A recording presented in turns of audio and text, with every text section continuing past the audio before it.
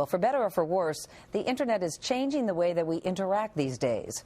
Our national correspondent Natalie Morales took a look at one website that is drawing a lot of controversy. Natalie, good morning. And good morning, Meredith. College students used to gossip about each other in class, in the library, or at a keg party, perhaps. But now with the help of that website, they're spreading rumors, and some of them nasty, online. And it's raising the question, are these internet rumor mills legal? Just go to most replied. At Boston University, students are buzzing about juicycampus.com. It's definitely a hot topic on campus. Everyone wants to know who's gossiping about who. Always anonymous, always juicy. That's the promise of this new online gossip site that allows students from over 50 college campuses to post completely anonymous comments about their peers. Items are posted for anyone to read, no matter how defamatory or degrading. One of the categories was like ugliest girl, girls that hooked up with a lot of guys, worst sorority, worst fraternity. Most of the topics are mean things. New Jersey prosecutors have launched an investigation into whether or not the site violates consumer fraud laws after complaints from a Princeton student over slanderous postings that included her name and address. The founder of juicycampus.com declined our request for comment. But experts say federal law hasn't caught up with the internet, and websites like juicycampus.com are immune from libel lawsuits. The law, I think, is currently very weak because of what I consider to be antiquated understandings of privacy and a too strong of an immunity for comments posted by others. And we're seeing people use these technologies, spread information online with a view that there's no consequences. In Missouri, there was outrage after teenager Megan Meyer committed suicide last fall. Her parents blamed a neighbor who posted negative things about Megan on MySpace, but no charges have been filed against her. If you have to go by the law, which is what the court system does, your hands are tied. As for juicycampus.com, some student groups have asked school administrators to ban the website, but so far, no official bans have been put in place. The internet's a great thing, but it's also scary when it comes to stuff like this, that anyone can read it. And I would never want something like that about me on there.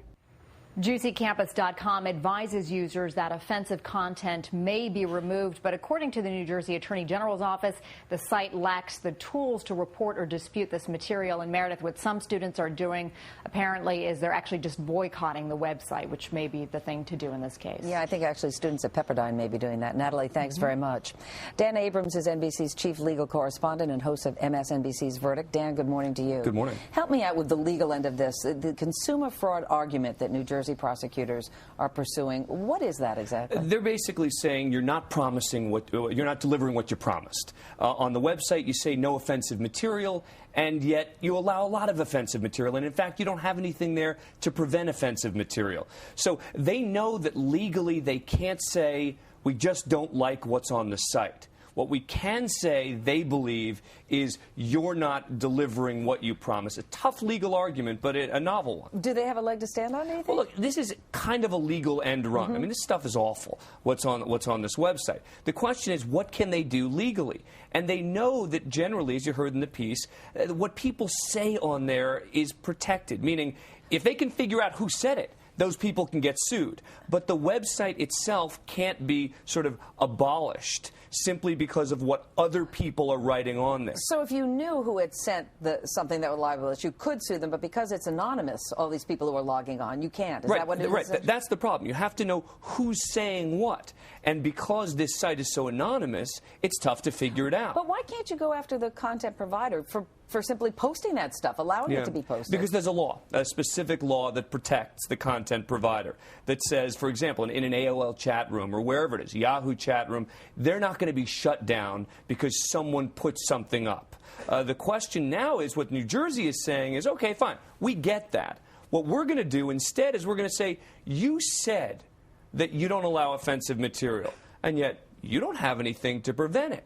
Interesting.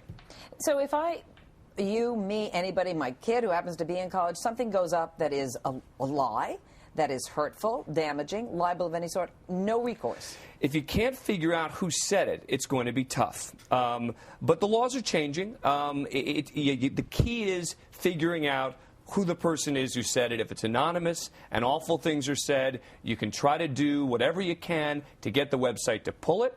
You can threaten to sue them, etc. But this is the next step here, what we're seeing New Jersey doing. Or you boycott it. Oh, absolutely. I mean, the universities can get involved, etc. But in terms of the state getting involved legally, it's tougher. All right, Dan Abrams, thanks very much, right, as always. And you can see Dan on Verdict tonight at 9 p.m. Eastern on MSNBC.